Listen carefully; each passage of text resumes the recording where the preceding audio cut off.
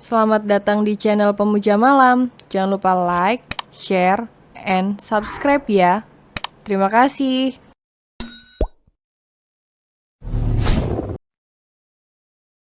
Chapter 38 Suami Sayang Istri. Kediaman keluarga Satya kini tampak dipadati keluarga besar mereka. Setelah mendapatkan kabar kalau sang cucu menantu tengah mengandung anak dari cucu kesayangannya, Bahtiar langsung memerintahkan semua orang untuk berkumpul dan merayakan kehamilan Azura. Mata Azura sampai berkaca-kaca. Tak menyangka akan mendapatkan sambutan sedemikian rupa. Rasa haru bercampur bahagia menyeruak memenuhi rongga dadanya. Arkandra mendadak bingung saat mendapati istrinya terisak setibanya di rumah besar milik keluarganya itu. Ia panik, khawatir terjadi sesuatu pada istrinya, atau ada sesuatu yang membuatnya merasa tak nyaman. Hei, sayang, kamu kenapa? Ada yang sakit atau ada yang buat kamu gak nyaman? Cecar Arkandra sembari menarik bahu sang istri agar melihat ke arahnya. Bukannya menjawab.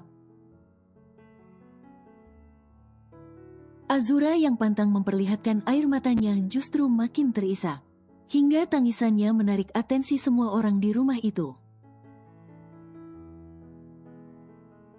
Azura kenapa, Ar? Tanya Kencana penasaran. Istri kamu kenapa, Arkan? Apa yang sudah kamu lakukan pada cucu mantu kakek? Tanya Bahtiar sambil menatap tajam Arkandra. Arkandra sampai tertegun melihat ekspresi sang kakek. Yang biasanya datar dan acuh tak acuh. Arkan, kenapa diam? Kamu apakan istri kamu, hah? Seru Bahtiar membuat Azura terkesiap. Dipandanginya sekelilingnya. Semua orang tampak menatapnya dengan raut khawatir. Membuat Azura meringis karena telah membuat semua orang panik. Akibat dirinya yang mendadak melow. Arkan enggak.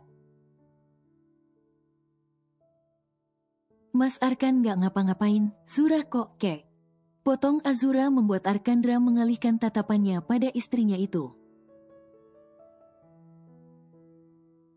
Zura cuma terharu aja.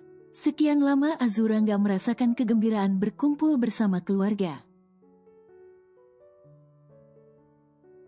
Lalu sekarang Zura bisa kembali merasakannya. Azura senang, Azura bahagia.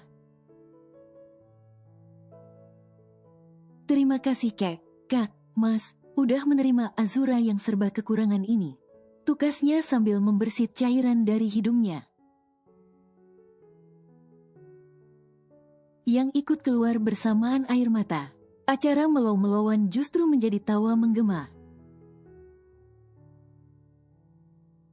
Saat melihat Azura tanpa rasa malu membersit hidungnya. Maaf.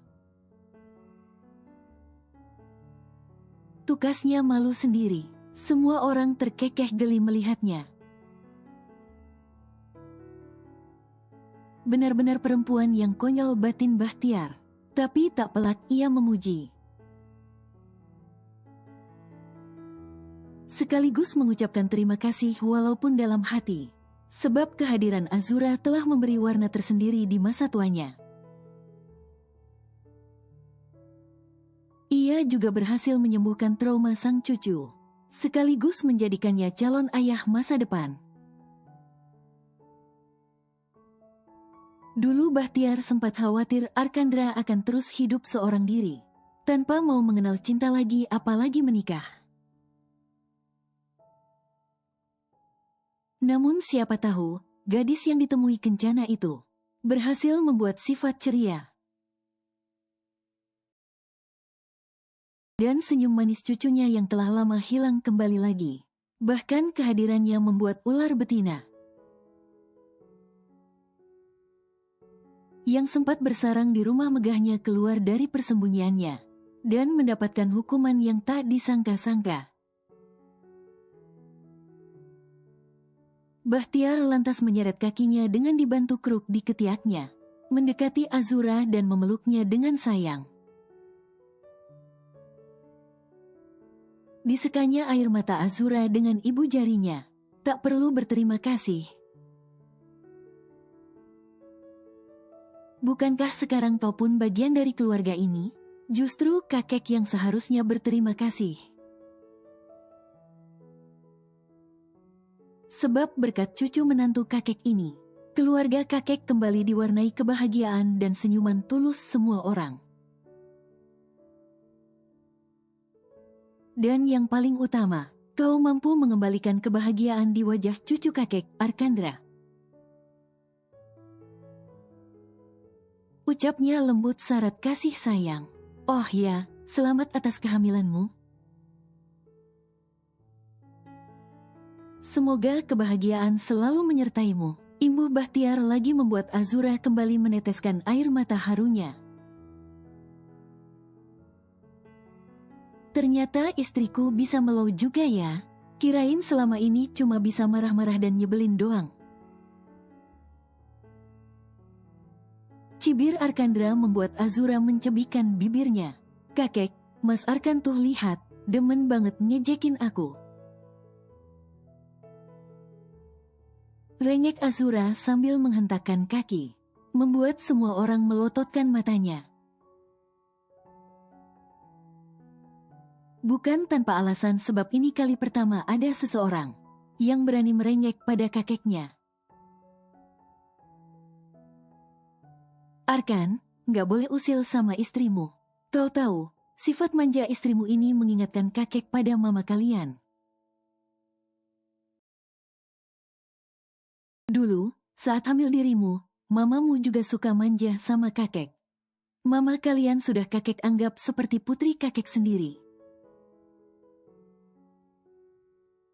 Jadi dengan senang hati kakek akan menuruti segala kemauan mama kalian. Karena itulah, saat mama kalian pergi, bukan hanya kalian yang merasa sangat kehilangan, tapi kakek juga. Rumah yang ceria seketika suram.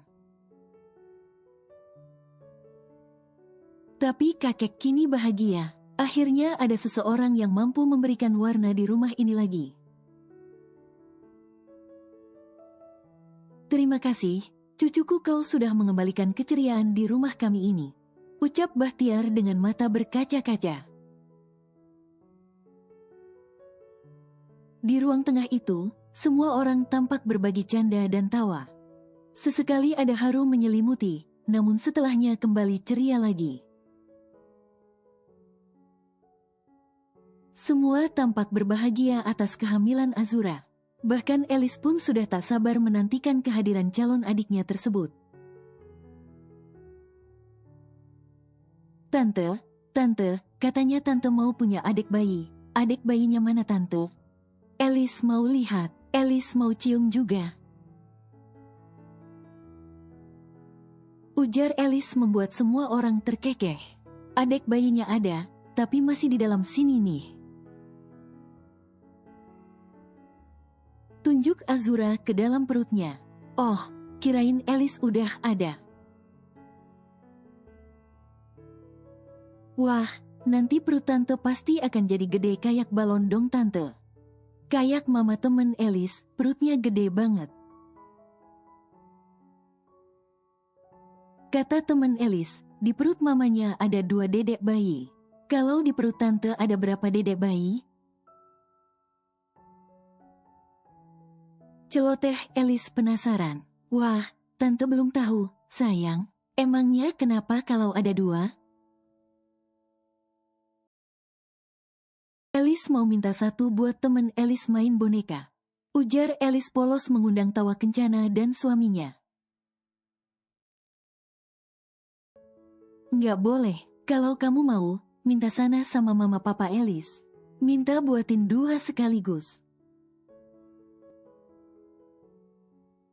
Ujar Arkandra sambil menunjuk ke arah Kencana, yang sedang rebahan di pundak suaminya. Kencana melemparkan sebuah bantal sofa ke arah Arkandra yang langsung ditangkapnya. Emang lu pikir gue mesin cetak bisa request seenak jidat lu? Ketus Kencana dengan mata mendelik tajam.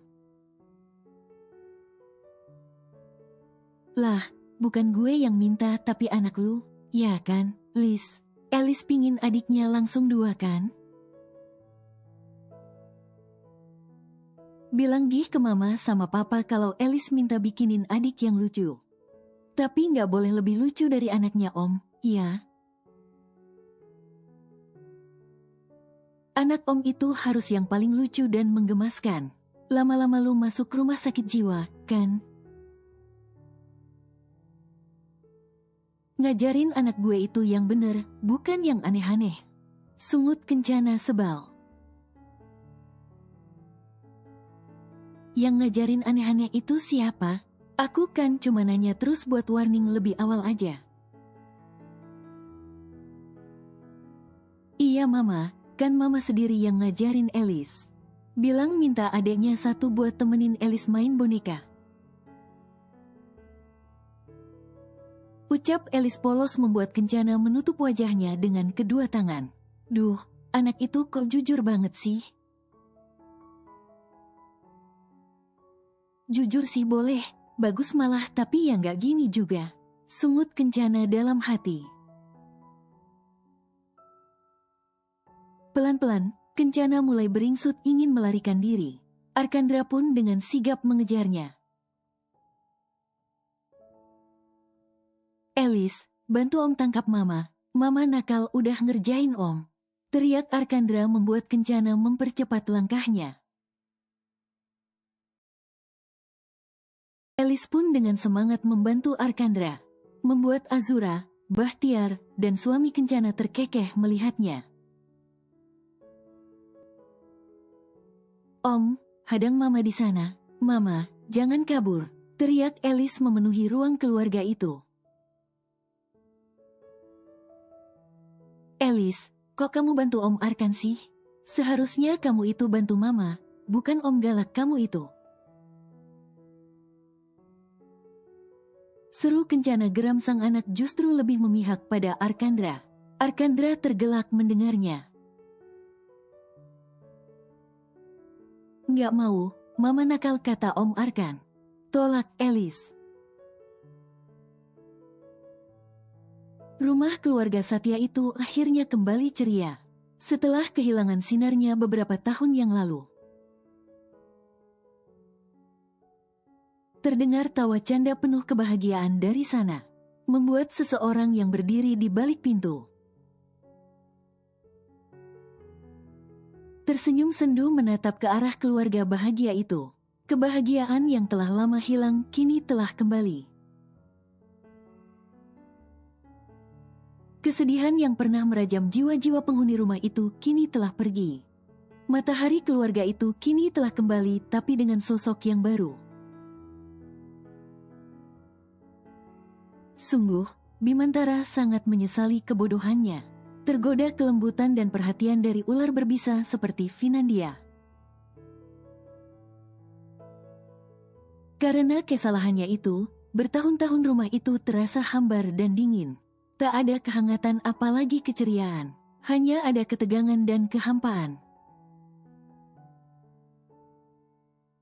Sungguh ia bersyukur, akhirnya keluarga itu bisa kembali berbahagia. Ia pun sangat berterima kasih pada Azura. Karena dirinya telah berhasil mengembalikan kebahagiaan. Di dalam keluarga itu khususnya kepada putranya, Arkandra Satya Nugraha.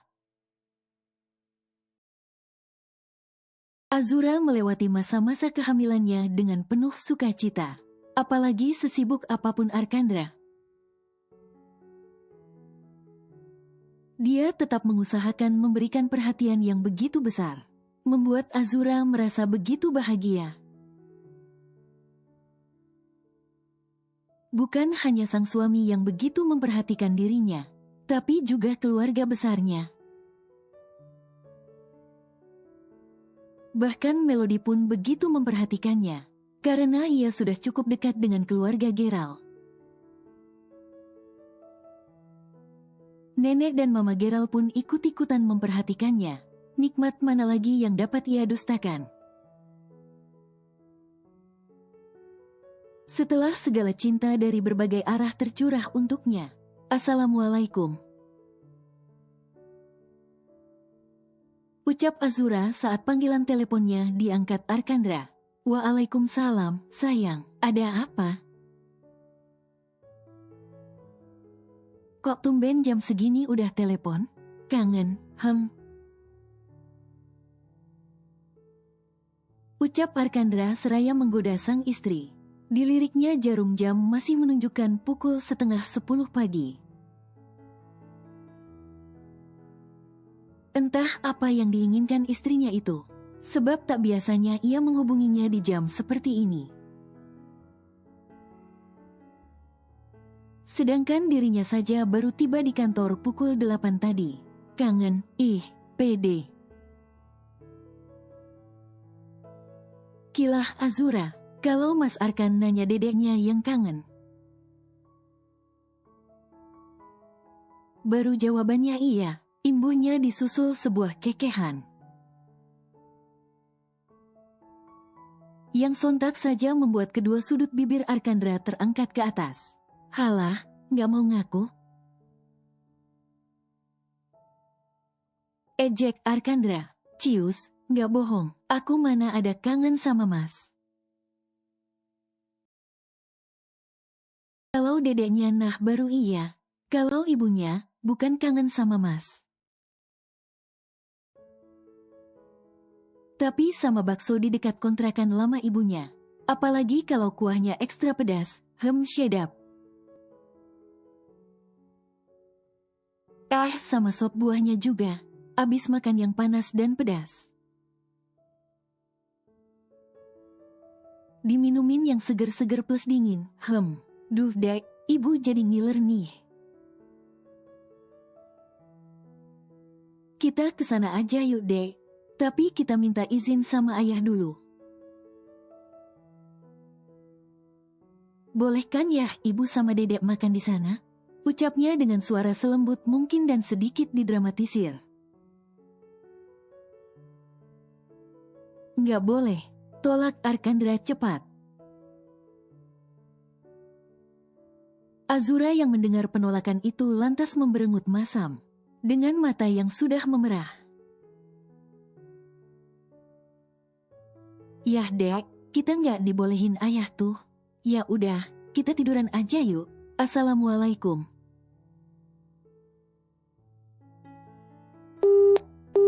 Panggilan ditutup sepihak membuat Arkandra menganga. Dengan mata membulat sebab ia belum selesai bicara tapi Azura. Sial, pasti Azura ngambek. Gumamnya seraya menatap layar ponselnya yang menggelap. Arkandra mengusap tengkuknya lalu terkekeh sendiri. Ia paham, Azura bersikap demikian karena pengaruh hormon kehamilan. Ia pun paham, kalau istrinya itu tengah ngidam. Ia sebenarnya tidak bermaksud melarang, tapi ia hanya ingin mencegah Azura pergi seorang diri. Sebab ia tahu, kalau Azura pergi seorang diri, dapat ia pastikan kalau istrinya itu akan mengendarai motor sportnya. Sebagai suami sayang istri, sekaligus khawatir dengan keselamatan ibu dan calon buah hatinya. Tentu ia melarang hal tersebut, namun bukan dalam arti melarang makan di sana. Justru sebaliknya, ia ingin mengantarkan sendiri istrinya itu ke pondok bakso itu. Ya, Arkandra sudah tahu di mana letak pondok bakso itu, sebab Azura pernah mengajaknya ke sana satu kali. Tak mau istrinya merajuk lebih lama ataupun makin parah, Arkandra segera membereskan pekerjaannya lalu bergegas pulang ke rumah. Pending semua urusan saya hari ini. Kalau ada yang mencari, katakan saja, saya ada urusan penting. Titah Arkandra pada sang sekretaris. Sekretaris Arkandra, yang merupakan wanita yang berusia di atas 35 tahun itu, hanya bisa patuh sambil mengiyakan perintah dari atasannya. Walaupun ia sedikit kesal, karena harus mengatur ulang daftar pekerjaan sang atasan. Tapi apalah daya, dirinya hanyalah seorang bawahan. Tugasnya hanyalah mengerjakan setiap tugasnya dengan baik dan benar. Termasuk dengan selalu mematuhi perintah atasan. Selagi itu masih dalam tahap kewajaran. Tak butuh waktu lama, mobil Arkandra telah tiba di depan gerbang kediamannya dan Azura. Penjaga rumah pun segera membukakan pintu gerbang. Kemudian Arkandra pun membawa masuk mobilnya ke halaman rumah yang cukup luas itu. "Ma Cherry," panggil Arkandra setibanya di dalam kamar, tapi Arkandra tak menemukannya. Lalu ia mencoba mencari ke kamar mandi juga tak ada. Di balkon juga, di taman belakang juga tak ada. Arkandra mengusap rambutnya kasar, khawatir istrinya nekat ke pondok bakso seorang diri. "Sayang, Azura," panggilnya kembali. Suaranya sampai menggema memenuhi rumah itu. Mendengar suara majikannya menggema dari lantai atas, membuat Tukinem, asisten rumah tangga di rumah itu, berlari tergopoh-gopoh menuju Arkandra. "Istri saya di mana, Mbak?" tanya Arkandra to the point. Ia memanggil Mbak karena usianya lebih tua 5 tahun dari dirinya. Nyonya sedang berenang di samping, Tuan, tukas Tukinem. Arkandra menghela nafas lega saat mendengar kalau istrinya ternyata sedang berenang di kolam renang yang berada di samping rumah mereka. Arkandra pun bergegas ke kolam renang yang berada di samping rumah mereka untuk menemui istrinya. Melihat tubuh seksi Azura yang hanya mengenakan pakaian renang model one piece berwarna biru muda, sontak membuat Arkandra menyeringai. Istrinya itu memang selalu terlihat cantik saat mengenakan apapun, apalagi saat tanpa mengenakan apapun. Kadar kecantikannya justru bertambah berkali-kali lipat. Azura tampak begitu menikmati momen berendam. Seraya bersandar di tepi kolam, sampai ia tidak menyadari kedatangan suaminya. "Ah!" teriak Azura saat sepasang tangan kokoh sudah memeluk tubuhnya erat membuat Azura terkejut.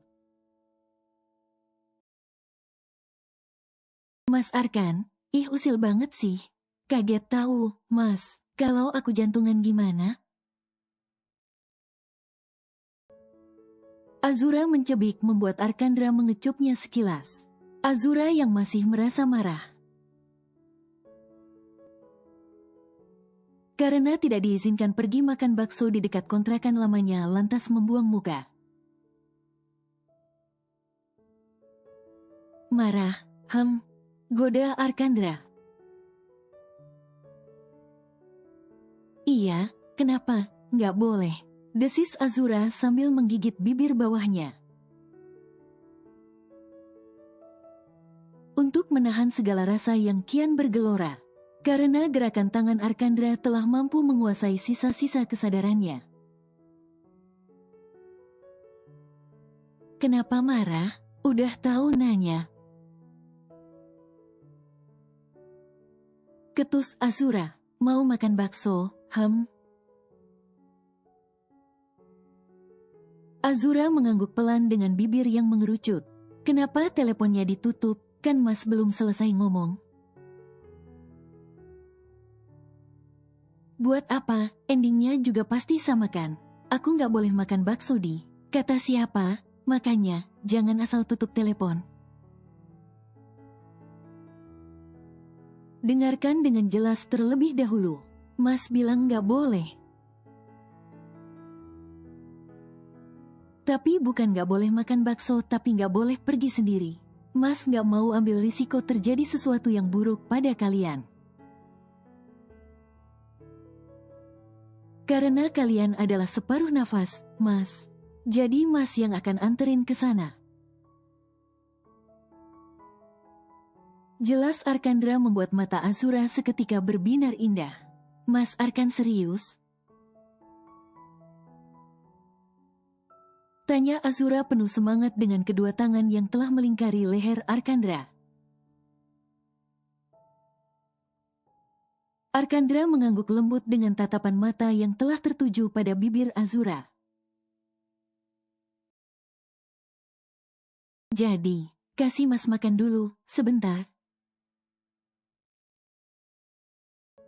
Oke, Mas udah lapar. Ucap Arkandra dengan sorot mata memuja. Azura yang paham kemana arah pembicaraan suaminya hanya bisa mengangguk pasrah. Toh, dia juga suka. Lalu terjadilah apa yang seharusnya terjadi di tengah hari itu. Makan baksonya terpaksa dipending dulu. Karena ada bayi besar yang sudah tak sabar ingin menyantap hidangan istimewanya. Ra, cabenya jangan banyak-banyak, nanti perut kamu sakit. Peringat Arkandra. Saat melihat istrinya menyendokkan cabai sudah lebih dari 2 sendok.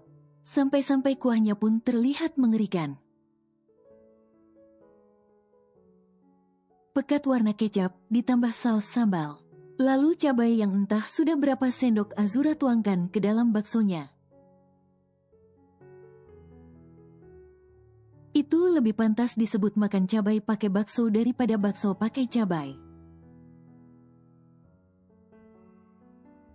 Arkandra sampai bergidik ngeri sendiri melihatnya. Nggak akan kok Mas, Mas tenang aja. Aku udah biasa kok. Azura berkilah tak mau kesenangannya dicegah. Ia memang sudah biasa makan bakso seperti itu. Ra, ingat, di dalam perut kami itu ada calon baby kita. Selain itu, makan sesuatu yang berlebihan itu nggak baik bagi kesehatan. Kalau kamu lupa, tempo hari kamu pernah dirawat di rumah sakit. Karena asam lambung kamu naik. Kamu nggak mau kan hal itu terjadi lagi? Kamu nggak mau juga kan membahayakan anak kita? Tukas Arkandra mencoba memberi pengertian, agar istrinya itu tidak hanya memikirkan kesenangannya sendiri, tapi juga dampak kesenangannya itu. Azura yang tadinya hendak kembali menyendokkan cabai, yang menurut katanya kurang pedas, lantas meletakkan kembali sendok cabainya ke tempatnya semula. Ia menghela nafas berat, padahal ia sudah tak sabar ingin menikmati bakso ekstra pedasnya. Tapi mendengar kata-kata Pak Dokter kesayangannya, membuatnya berpikir ada benarnya apa yang dikatakan suaminya itu. Apalagi ia adalah seorang dokter, mantan dokter lebih tepatnya. Pasti apa yang ia katakan ada benarnya. Ia tak menampik hal itu. Arkandra mengingat sesuatu bukan karena tak suka. Tapi demi kebaikannya dan juga calon buah hatinya, tangan Azura lantas terangkat dan berpindah mengusap perut datarnya, yang mulai mengeras seraya tersenyum melihat hal tersebut. Arkandra bernafas lega, artinya istrinya itu dapat menerima nasihatnya. Namun, senyum penuh kelegaan itu hanya bertahan sepersekian detik. Karena pada detik berikutnya, mangkok bakso super pedas Azura sudah berpindah ke hadapannya. Sedangkan bakso miliknya sudah dikuasai istrinya itu dengan senyum tanpa dosa. "Ra, itu, kita tukaran aja mas. Aku takut sakit perut." Terus dedenya ikutan mules. "Nggak apa-apa kan?" ujarnya dengan wajah inogetnya. Arkandra hanya bisa cengok melihat wajah tanpa dosa sang istri. Entah harus menyesal karena sudah menasihati atau tersenyum lega. Karena Azura menuruti nasihatnya, yang pasti kini ia hanya bisa memakan baksonya. Sambil berdoa dalam hati semoga perutnya aman-aman saja. "Kenapa mas?"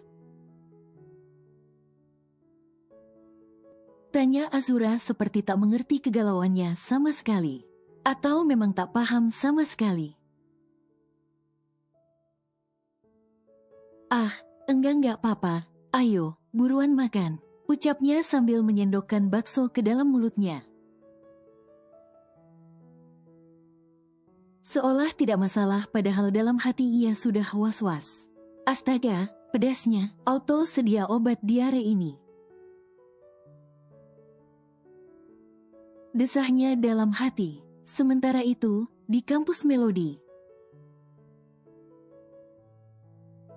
semua orang sedang heboh saat mengetahui pernikahan dadakan antara Melody dan Gerald. Mereka tidak menyangka idola mereka tiba-tiba saja menikah. Padahal setahu mereka Gerald tidak pernah dekat dengan perempuan manapun selain Aurora. Oleh sebab itu, setibanya Melody di kampus, ia disambut oleh tatapan tak ramah oleh hampir semua pasang mata khusus kaum hawa. Melody sampai bergidik ngeri melihat tatapan tajam bak sang elang yang telah siap untuk menerkam mangsanya, Odi. Pekik Yuya dan Zia antusias. Mereka pun langsung memeluk Melody dengan begitu bahagia. Saat melihat kedatangan sahabatnya itu, setelah seminggu lebih tidak bertemu. "Zia, Yuya, I miss you," seru Melody antusias. Cie yang baru pulang dari bulan madu Hum mendengar ucapan frontal sang sahabat. Melody lantas segera membekap mulut Yuya dengan kedua telapak tangannya. "Lepas, gila lu ya, mau bunuh gue, desis Yuya saat Melody telah melepaskan telapak tangannya dari mulut Yuya. "Lu tuh yang gila. Lu gak lihat? Dari tadi semua orang liatin gue sinis kayak gitu. Udah kayak mau nelan gue hidup-hidup tahu nggak? Lu malah datang-datang bilang bulan madu. Bisa-bisa gue pulang tinggal nama." Desis Melody sambil bergidik ngeri. Yuya dan Zia lantas terkekeh mendengarnya. "Nyantai aja keles," iri bilang, "Bos, jawab aja gitu kalau mereka berani protes." "Ya enggak, Zi, bener tuh, ya. Tapi sumpah, Gerald romantis banget ya lamar lu kayak gitu. Lu yang dilamar, kok gue yang baper ya?" Ah, lu sama kakak lu emang beruntung banget, Di. Bisa dapat cowok ganteng bin tajir kayak mereka. Kira-kira cowok kayak gitu masih restock nggak ya, Di? Gue mau request satu aja. Seloroh sia. Bukan lu aja, Zi, gue juga mau. By the way, temen lu tempo hari, siapa itu V? Ferry oh iya, Vero. Kira-kira dia udah ada gebetan belum ya? Ucap Yuya. Emang kenapa? Tanya Melody. Yah, lu ini on apa bego sih? Sama aja, keles. Ketus sia.